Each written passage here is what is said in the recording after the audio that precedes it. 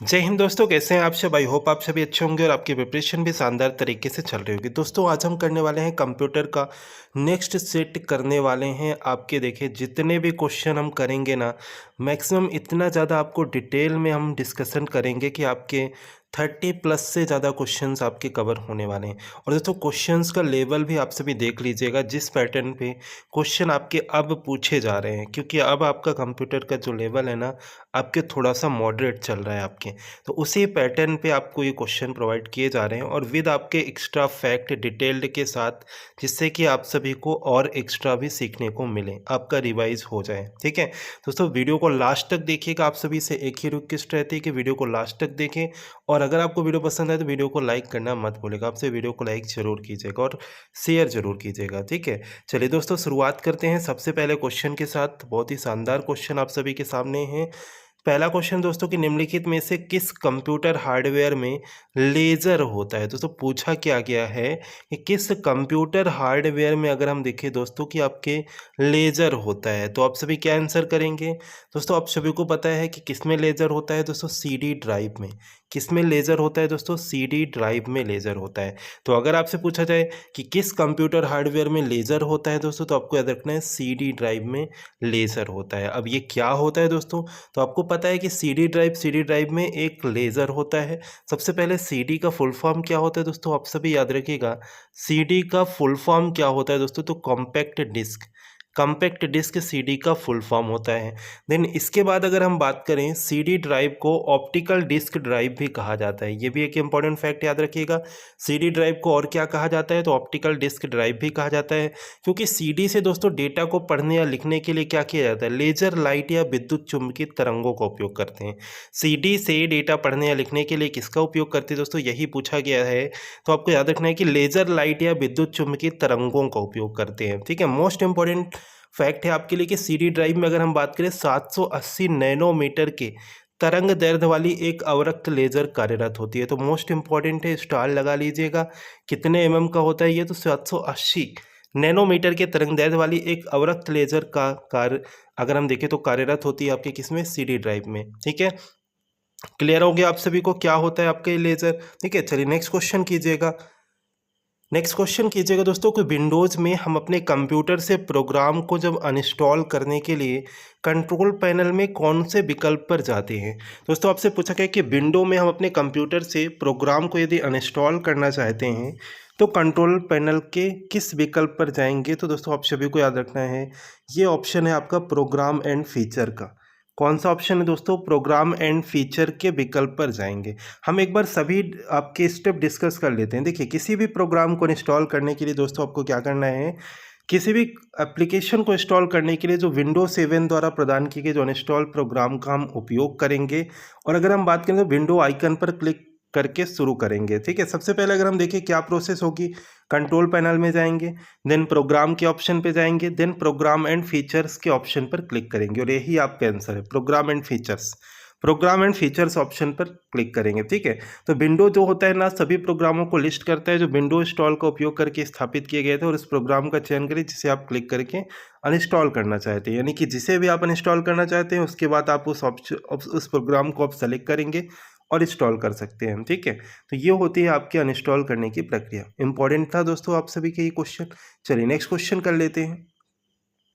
दोस्तों next question है, operating system शुरू करने की जो प्रक्रिया होती है जब उपयोगकर्ता कंप्यूटर को चालू करता है, उसे निम्न में से किस नाम से जाना जाता है। मोस्ट आईएमपी क्वेश्चन, किस नाम से जाना जाता है दोस्तों जब आपके ऑपरेटिंग सिस्टम शुरू करने की जो प्रक्रिया होती है। दोस्तों याद रखिएगा, ऑपरेटिंग सिस्टम शुरू करने की प्रक्रिया जब उपयोगकर्ता कंप्यूटर को चालू करता है उसे किस नाम से जाना जाता है, उसे बूटिंग के नाम से जाना जाता है। किस नाम से, बूटिंग के नाम से।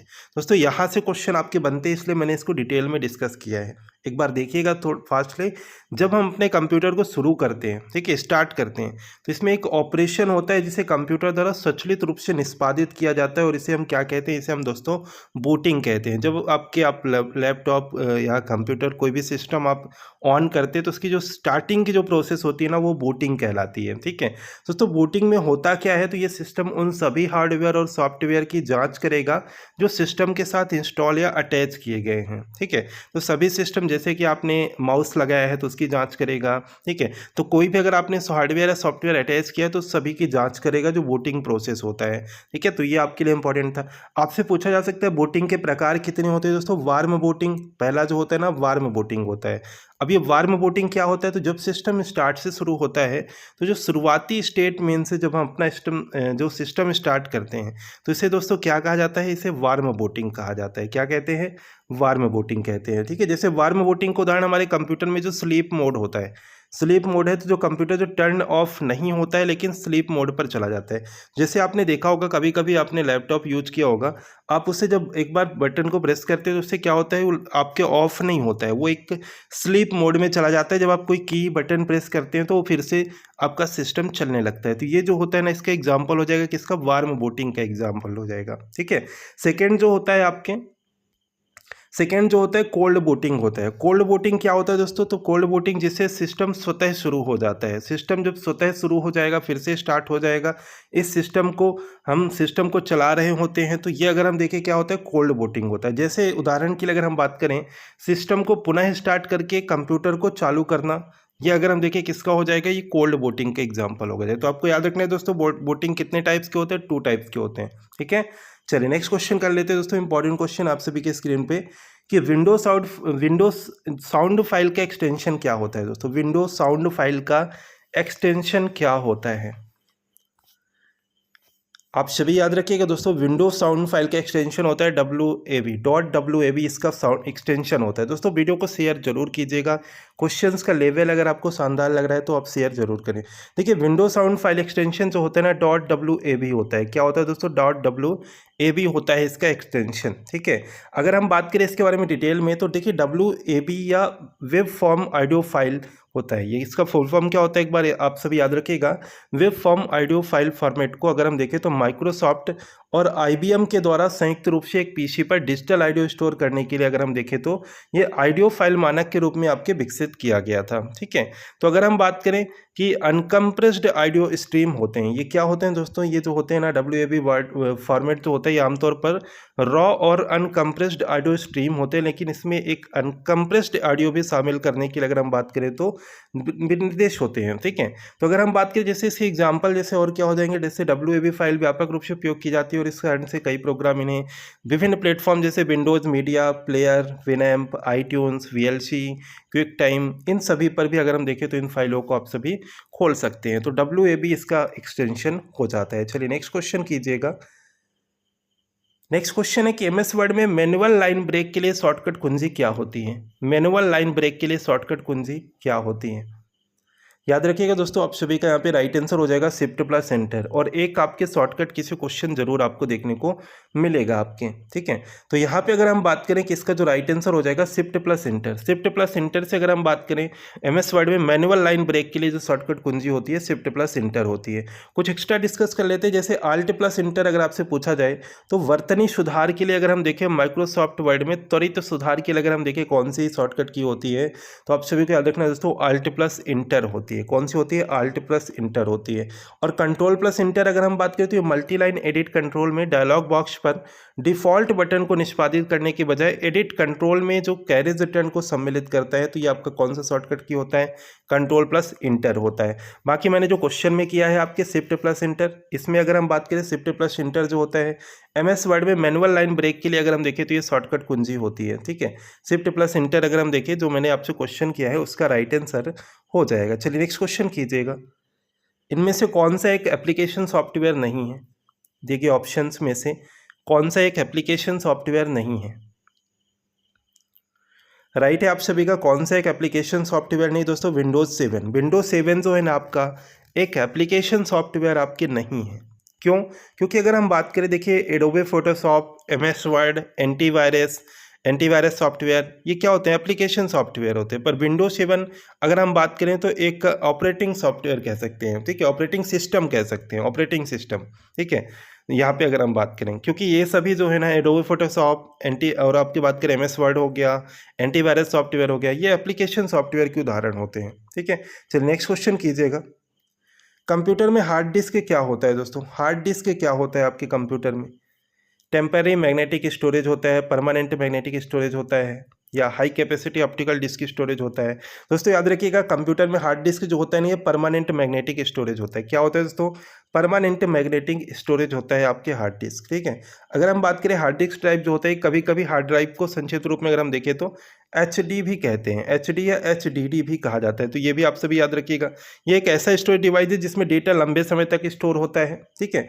माइक्रो कंप्यूटर के लिए अगर हम बात करें तो हार्ड डिस्क या मैग्नेटिक स्टोरेज माध्यम आपके देखने को मिलता है। तो यहाँ पे याद रखिएगा, आपके हार्ड डिस्क क्या होता है? परमानेंट मैग्नेटिक स्टोरेज होता है, ठीक है। कुछ आपके हम यहाँ पे फुल फॉर्म देखने वाले हैं, आप सभी के लिए इंपॉर्टेंट है, एक बार सभी देख लीजिएगा, अच्छे से देख लीजिएगा, क्योंकि यहाँ से क्वेश्चन बन सकते हैं। AMD का फुल फॉर्म क्या होता है दोस्तों? याद रखिएगा, एडवांस्ड माइक्रो डिवाइस होता है AMD का फुल फॉर्म। अगर आपसे पूछा जाए ATA का क्या होता है, तो एडवांस टेक्नोलॉजी अटैचमेंट क्या होता है? एडवांस टेक्नोलॉजी अटैचमेंट होता है ATA का फुल फॉर्म, ठीक है। नेक्स्ट अगर हम बात करें ATX का क्या होता है, तो एडवांस टेक्नोलॉजी एक्सटेंडेड होता है। एडवांस टेक्नोलॉजी एक्सटेंडेड होता है ATX का फुल फॉर्म। अब बाकी आपके बात करें CD का आपको पता है, CD का आपको पता है कॉम्पैक्ट डिस्क होता है। उसी में अगर आपके रीड आपके ROM यानी CD-ROM का पूछा जाए तो compact disc read only memory हो जाएगा, ठीक है। अगर आपसे CD-RW पूछा जाए तो कॉम्पैक्ट डिस्क री राइटेबल, ये RW जो है ना आपका, इसका फुल फॉर्म होता है री राइटेबल, ठीक है। तो CD-RW पूछा जाए तो कॉम्पैक्ट डिस्क री राइटेबल होता है, ठीक है। बाकी आपकी बात करें कंप्यूटर, तो ये तकनीकी और शैक्षिक अनुसंधान में विशेष रूप से उपयोग की जाने वाली एक सामान्य रूप से संचालित मशीन हो जाएगी। CPU का आपको पता है सेंट्रल प्रोसेसिंग यूनिट होता है आपके फुल फॉर्म। DVD का क्या होता है दोस्तों? DVD का आपके दो फुल फॉर्म होते हैं, एक होता है डिजिटल वीडियो डिस्क, ये अगर आपको ऑप्शन मिले डिजिटल वीडियो डिस्क, सेकंड होता है डिजिटल वर्सटाइल डिस्क, ठीक है। ये दो आपके फुल फॉर्म याद रखिएगा, digital video disc and digital versatile disc, ठीक है। नेक्स्ट है आपका, अगर आपके यही रैम के साथ जैसे DVD जुड़ा हो, DVD का फुल फॉर्म होता है डिजिटल वीडियो डिस्क, और रैम के साथ जुड़ेगा तो digital video disc random access memory इसका फुल फॉर्म हो जाएगा। इसी तरह से अगर हम बात करें DVD-ROM का पूछा जाए तो digital video disc read only memory हो जाएगा। Digital video disc read only memory आपका हो जाएगा DVD-ROM का। अगर आपसे पूछा जाए DVD-R का, तो डिजिटल वीडियो डिस्क, और ये आपका ये रिकॉर्ड होता है, ठीक है, रिकॉर्ड। तो डिजिटल वीडियो डिस्क रिकॉर्ड हो जाएगा। अगर आपसे पूछा जाए DVD-RW, तो डिजिटल वीडियो डिस्क रीराइटेबल हो जाएगा, डिजिटल वीडियो डिस्क रीराइटेबल, ठीक है। देन आपके पूछा जाए DDR, तो डबल डेटा रेट हो जाता है। DDR का फुल फॉर्म क्या होता है? तो डबल डेटा रेट आपका DDR का फुल फॉर्म हो जाएगा। अगर आपसे पूछा जाए DDR रैम, तो double data rate random access memory हो जाएगा, ठीक है, कर लेंगे आप सभी। इसके बाद FDD का क्या होता है? तो फ्लॉपी डिस्क ड्राइव। FDD का क्या होता है दोस्तों? याद रखिएगा, फ्लॉपी डिस्क ड्राइव होता है FDD का फुल फॉर्म। क्या होता है? फ्लॉपी डिस्क ड्राइव होता है FDD का फुल फॉर्म। अगर आपसे HDD पूछा जाए तो हार्ड डिस्क ड्राइव हो जाएगा। HDD का फुल फॉर्म क्या होता है? तो याद रखिएगा, हार्ड डिस्क ड्राइव हो जाएगा। HDMI का क्या होता है? तो high definition media interface. HDMI का फुल फॉर्म क्या होता है? तो हाई डेफिनेशन मीडिया इंटरफेस होता है HDMI का फुल फॉर्म, ठीक है। IDE का क्या होता है? तो आपके IDE का क्या होता है? तो I से क्या होता है? इंटीग्रेटेड, ठीक है, integrated drive electronics, integrated drive electronics IDE का फुल फॉर्म होता है, ठीक है। LCD का पूछा जाए तो आपको पता है लिक्विड क्रिस्टल डिस्प्ले हो जाएगा LCD का। यही LED का पूछा जाए तो लाइट एमिटिंग डायोड हो जाएगा, LED का लाइट एमिटिंग डायोड हो जाएगा। रैम का आप सभी को पता है, और रोम का आपको पता है, रैम का रैंडम एक्सेस मेमोरी और रोम का रीड ओनली मेमोरी, ठीक है, ये आपके याद हो गया आपको। SDD आपको मैंने बता दिया, हार्ड डिस्क ड्राइव। FDD का होता है फ्लॉपी डिस्क ड्राइव। PCI का क्या होता है? तो peripheral component interconnect, peripheral component interconnect होता है PCI का फुल फॉर्म, ठीक है, पेरिफेरल कंपोनेंट इंटरकनेक्ट। SSD का क्या होता है दोस्तों? याद रखिएगा, सॉलिड स्टेट डिस्क। SSD का क्या होता है? सॉलिड स्टेट डिस्क होता है SSD का फुल फॉर्म। SMPS का क्या होता है? तो switched mode power supply, most important है, switched mode power supply SMPS का फुल फॉर्म होता है, ठीक है। USB का पूछा गया आपके प्रीवियस शिफ्ट में, अभी पटवारी के एग्जाम में पूछा गया प्रीवियस शिफ्ट में USB का, तो यूनिवर्सल सीरियल बस हो जाएगा, ठीक है। फिर VGA का अगर हम बात करें तो वीडियो ग्राफिक्स एरे होता है। VGA का क्या होता है? वीडियो ग्राफिक्स एरे, ठीक है, VGA का फुल फॉर्म। एंड नेक्स्ट अगर हम देखें लास्ट इसका फुल फॉर्म की अगर हम बात करें, VRAM यानी वीडियो रैंडम एक्सेस मेमोरी। क्या होता है दोस्तों? वीडियो रैंडम एक्सेस मेमोरी होता है VRAM का फुल फॉर्म, ठीक है। नेक्स्ट क्वेश्चन कर लेते हैं, कंप्यूटर अनुप्रयोग में वर्कबुक अगर हम बात करें मूल रूप से किससे संबंधित होता है? वर्कबुक किससे संबंधित होता है? MS Excel, Adobe reader, MS power point या MS वर्ड? दोस्तों आप सभी को याद रखना है, जो वर्कबुक संबंधित होता है ना, वो आपके MS एक्सेल से संबंधित होता है। किससे संबंधित होता है? MS एक्सेल से संबंधित होता है आपके वर्कबुक। अगर आपसे पूछा जाए MS वर्ड किसका उदाहरण है, अगर आपसे दोस्तों पूछ लिया जाए कि MS वर्ड किसका उदाहरण है आपके, क्या आंसर करेंगे? ऑपरेटिंग सिस्टम का, प्रोसेसिंग डिवाइस, या एप्लीकेशन सॉफ्टवेयर, इनपुट डिवाइस। दोस्तों मैंने आपको बताया, अभी मैंने आपको बताया इसी क्लास में कि आपके ये MS वर्ड जो होता है ना, ये आपके एप्लीकेशन सॉफ्टवेयर होता है, एप्लीकेशन सॉफ्टवेयर का उदाहरण होता है। ठीक है, एप्लीकेशन सॉफ्टवेयर की अगर हम बात करें, ये अगर हम बात करें तो ये एंड यूजर्स के लिए बनाया गया एक प्रोग्राम या प्रोग्रामों का ग्रुप होता है, ग्रुप्स ऑफ प्रोग्राम। ठीक है, एप्लीकेशन सॉफ्टवेयर। जैसे कि अगर हम बात करें आपके और इसके एग्जांपल देखें, जैसे वर्ड प्रोसेसर हो जाएगा, स्प्रेडशीट हो गया, अकाउंटिंग एप्लीकेशन हो गया, वेब ब्राउज़र हो गया, ईमेल क्लाइंट हो गया, मीडिया प्लेयर हो गया, फाइल व्यूवर हो गया, simulator, console game, photo editor, ये ढेर सारे आपको एप्लीकेशन सॉफ्टवेयर के एग्जांपल आपको देखने को मिल जाएंगे। अब और भी शानदार क्वेश्चन आप सभी के सामने हैं। ये आपका पावर पॉइंट से रिलेटेड क्वेश्चन है कि निम्न में से कौन सा फॉर्मेटिंग विकल्प जो MS पावर पॉइंट 365 में टेक्स्ट को बाउंडिंग बॉक्स के टॉप, मिडिल या बॉटम से जोड़ता है, टॉप, मिडिल या बॉटम से जोड़ता है। ठीक है, तो पावर पॉइंट से रिलेटेड क्वेश्चन है कि कौन सा इनमें से जो कि बाउंडिंग बॉक्स को टॉप, मिडिल या बॉटम से जोड़ता है। तो जैसे कि add and remove column, text direction, numbering and bullets, या अलाइन टेक्स्ट। याद रखिएगा इसका राइट आंसर होगा अलाइन टेक्स्ट। क्या हो जाएगा? Align text. अगर हम देखें तो राइट आंसर हो जाएगा, क्योंकि आप सभी को पता है टेक्स्ट को बार बार लेफ्ट एंड राइट मार्जिनों में अलाइन किया जाता है, जो कि जस्टिफाई फंक्शन का उपयोग करता है। ठीक है, जो वर्ड्स के बीच अधिक स्थान को छोड़ता है। ठीक है, तो अगर हम देखें तो इसका जो स्टाइल को अलाइन सेट किया जाना एक अच्छा विचार यहाँ पे होता है। देखिए दोस्तों, आपको याद रखना है, यहाँ से क्वेश्चन बन सकते हैं, यहाँ से आपके क्वेश्चन बन सकते हैं कि टेक्स्ट अलाइनमेंट कितने प्रकार के होते हैं। मोस्ट इंपॉर्टेंट अगर हम बात करें तो ये आपको याद रखना है 4 प्रकार के होते हैं। कितने प्रकार के? 4 प्रकार के। जैसे कि आपका एक लेफ्ट अलाइन आपने सुना होगा, ठीक है, पढ़ा होगा यानी सॉरी, एंड आपके लेफ्ट अलाइन हो गया, फिर एक राइट अलाइन होता है, एक सेंट्रल अलाइन होता है, एक आपके जस्टिफाई अलाइन होता है। ठीक है, 4 प्रकार के अगर हम देखें तो अलाइनमेंट होते हैं आपके टेक्स्ट के। ठीक है, left, right, centre and justify. अब हम इसके बारे में शॉर्टकट की अभी हम देखेंगे क्या होते हैं आगे। ठीक है, इसके बाद हम नेक्स्ट क्वेश्चन कर लेते हैं, most important. MS power point 365 में स्लाइड की जो ट्रांजिशन स्पीड होती है, इसको सेट करने के लिए कौन सा विकल्प आप उपयोग करेंगे? ट्रांजिशन की स्पीड को सेट करने के लिए क्या विकल्प हो जाएगा? आप ट्रांजिशन पे जाएंगे और ट्रांजिशन पे जाने के बाद ड्यूरेशन ऑप्शन मिलेगा, ड्यूरेशन से आप सभी इसको सेट कर पाएंगे। ठीक है, ड्यूरेशन से आप सभी सेट कर पाएंगे। दोस्तों एक इंपॉर्टेंट पॉइंट है कि MS पावर पॉइंट सॉफ्टवेयर की कुछ जो मुख्य निर्माता है ना, वो कौन है आपके याद रखिएगा, पूछा जा रहा है इस टाइम पे। रॉबर्ट गॉस्किंस है, इनका नाम क्या है? रॉबर्ट गॉस्किंस और Dennis Austin. Robert Gaskins and Dennis Austin, जिन्होंने 1987 में इसे लॉन्च किया था। किसे? MS पावर पॉइंट को। याद रखिएगा, वर्ष पूछे जा रहे हैं और इसके फाउंडर पूछे जा रहे हैं। तो Robert Gaskins and Dennis Austin आपके MS पावर पॉइंट के जो आपके निर्माता हो जाएंगे। 1987 में इसे लॉन्च किया गया था आपके। ठीक है, चलिए नेक्स्ट क्वेश्चन कर लेते हैं। MS पावर पॉइंट 365 में सिलेक्टेड टेक्स्ट के फॉन्ट साइज बदलने के लिए किस शॉर्टकट की का प्रयोग किया जाता है? फॉन्ट साइज को बदलने के लिए किस शॉर्टकट की का प्रयोग किया जाता है? Important question. अगर हम देखें Alt+H+F+S, यहाँ पे अगर हम देखें सी आंसर आप सभी का राइट आंसर हो जाएगा। दोस्तों याद रखिएगा, Alt+H+F+S जो है ना, इस शॉर्टकट का प्रयोग करके MS पावर पॉइंट 365 में सिलेक्टेड टेक्स्ट के फॉन्ट साइज को बदलने के लिए किया जाता है। फॉन्ट साइज के बदलने के लिए HFS होता है।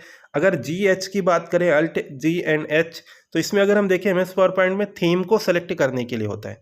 थीम को सेलेक्ट करने के लिए क्या होता है? H और F होता है, सॉरी G और H होता है। ठीक है, अल्ट के साथ।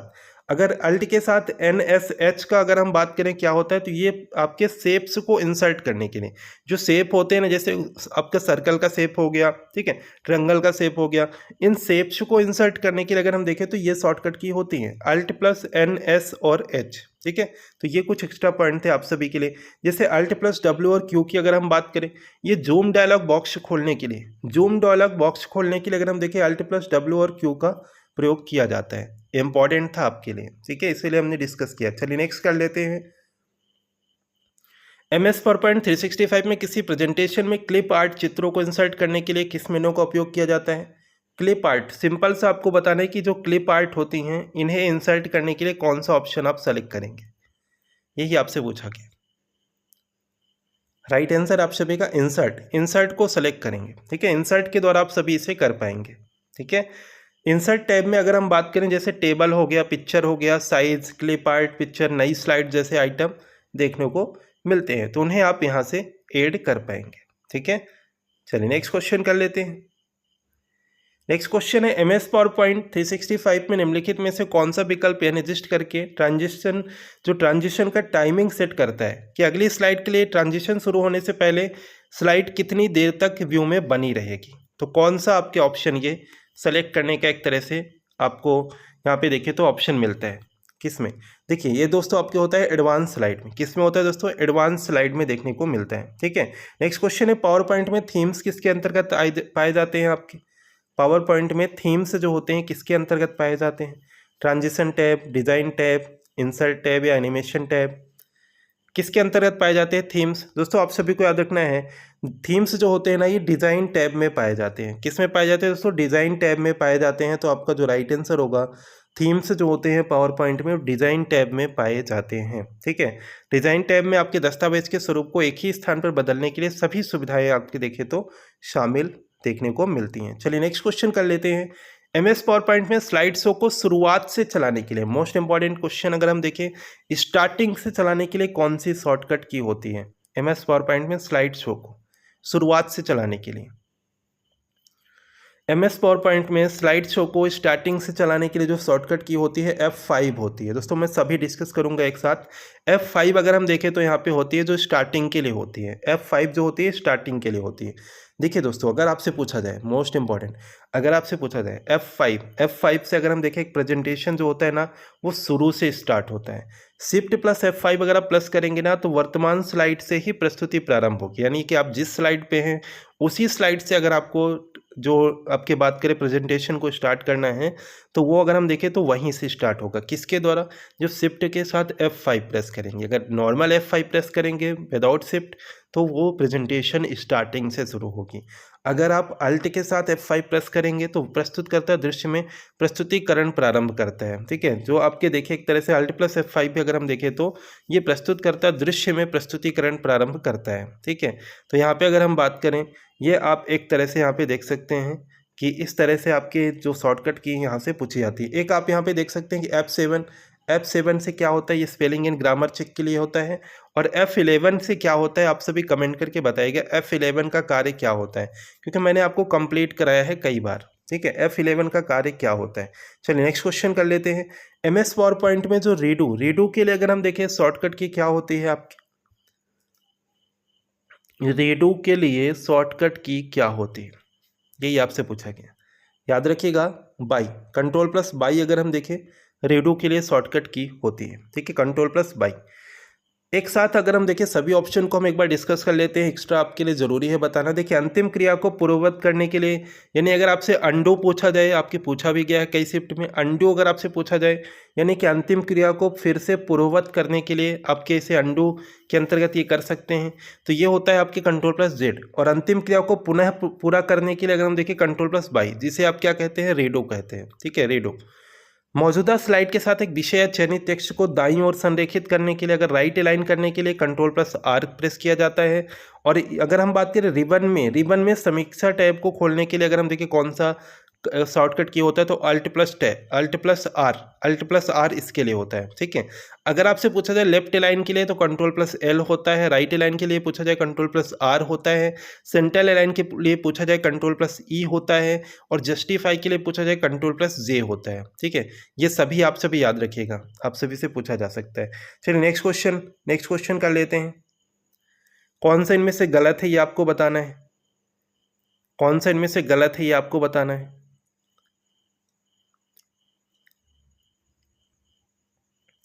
ठीक है, चलिए देखिए यहाँ पे देख लेते हैं दोस्तों।